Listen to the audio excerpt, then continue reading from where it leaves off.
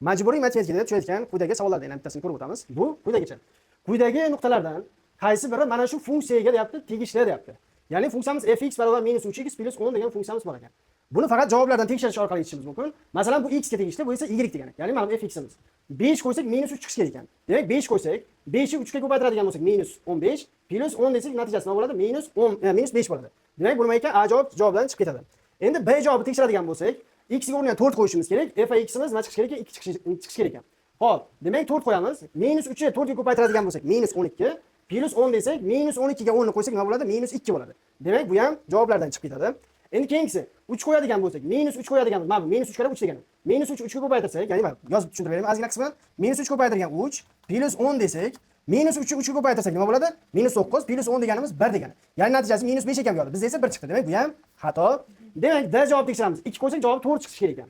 Endi D javob tekshiradigan bo'lsak, x ning o'rniga 2 qo'ysak -3, mana -3 ko'paytirgan x ning o'rniga nima qo'yamiz? 2 + 10 ekan.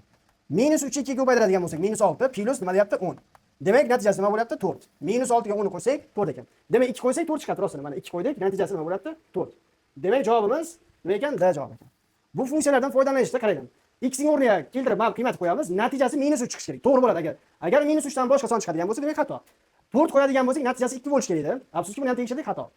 Endi C javobda 3 qo'shadigan, mana bu 3 qo'yadigan bo'lsak, nima bo'lishi kerak? Natijasi -5 bo'lishi kerak. Ya'ni mana bu x ning o'rniga 3 qo'yadigan bo'lsak, mana bu yerda qiymatimiz, natijamiz -5 berish kerak. Bu ham bo'lmadi. D javobda endi 2 ni qo'yadigan bo'lsangiz, natijasi to'g'ri chiqsin demoqchi. Ya'ni x ning o'rniga 2 qo'yamiz, natijasi nima bo'lishi kerak ekan? 4 chiqishi kerak. -3 karra mana bu yerda tekshirdik hozir. -3 ga ko'paytiramiz 2 ga, +10 deyapmiz, natijasi nima bo'ldi? 4 bo'ldi. Agar videomiz yoqqan bo'lsa, bitta like bosib, kanalimizga a'zo bo'lib qo'yamiz.